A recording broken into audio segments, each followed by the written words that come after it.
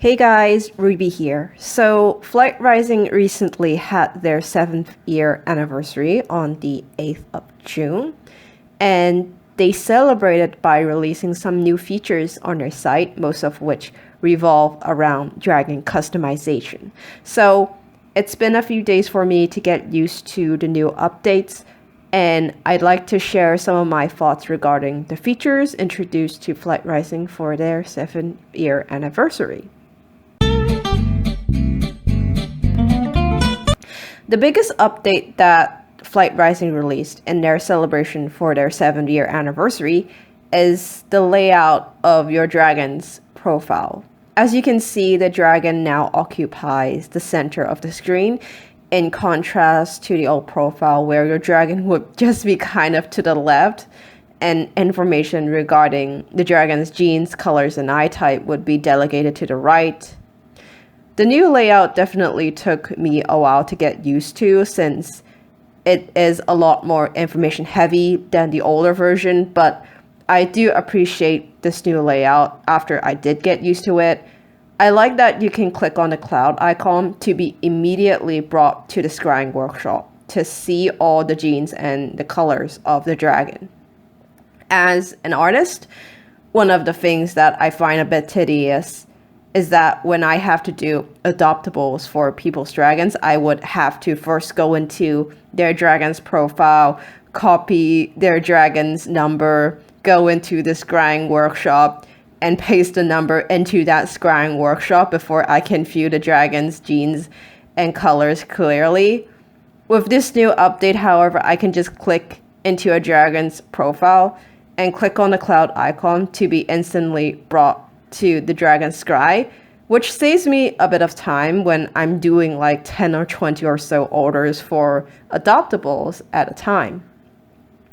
Another thing that I really like is that you can now click on the breed option on the dragon's page to be instantly brought to the dragon's breeding page with the dragon already selected. I have seen a lot of people who accidentally choose the wrong dragon when selecting them for the breeding tab. So I think having one of the dragons already pre-selected could really help lower the chances of breeding the wrong dragons together and possibly messing up your dragon's lineage, since I know that some people care about that. Levels and battle stones being shown on the dragon's page is another plus for me, because as someone who participates in dominance, I know that buying and selling dragons with Eliminate are pretty trust-based.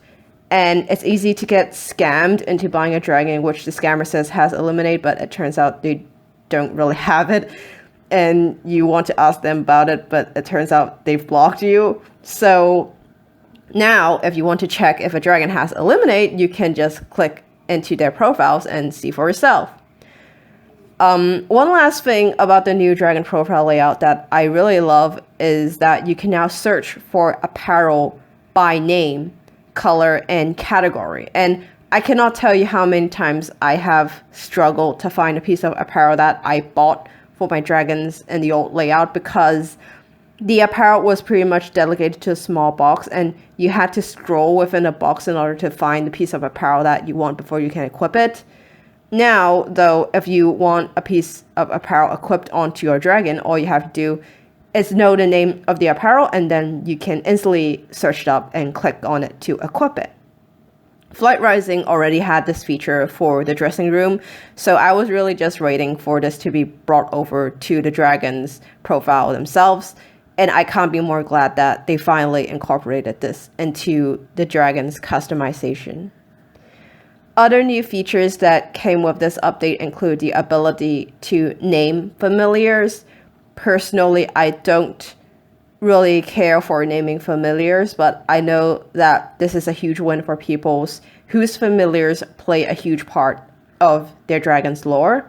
So I'm glad that this option is available for them.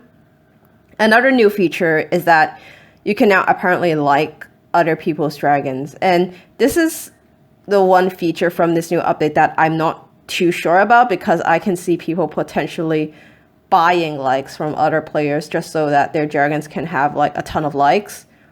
But I have seen some people argue that the like system is good because it gives dragons who may not have good genes or colors more value than they would otherwise previously had. So, for example, a Gen 1 triple gene Imperial with XXY colors would be worth a lot more than just a 5th generation Guardian with random colors and no genes whatsoever. But if the Guardians, say, had like over 1 million likes, then it would give the Guardian value because people would want to buy a dragon with so many likes.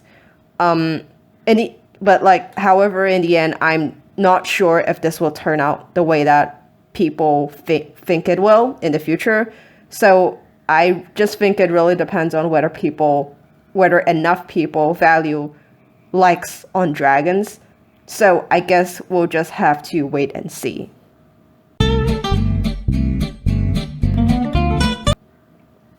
The second biggest thing which the 7th-year anniversary brought to the site is the ability to equip dragons with scenes. Scenes are basically backgrounds that can be attached to a dragon, so if I equip a scene of a forest to my dragon, it would look like they are actually standing in the woods.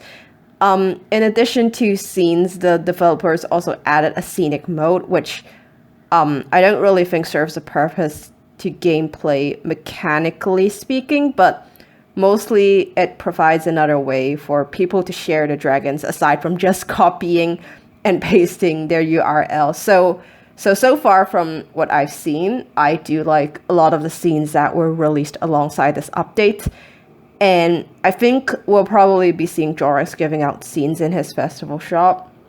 Anyways, I can't wait to see what other scenes that end up coming out after the introduction of this new feature, because personally, I think it provides a really good visual to show what the different places of Flight Rising universe is like.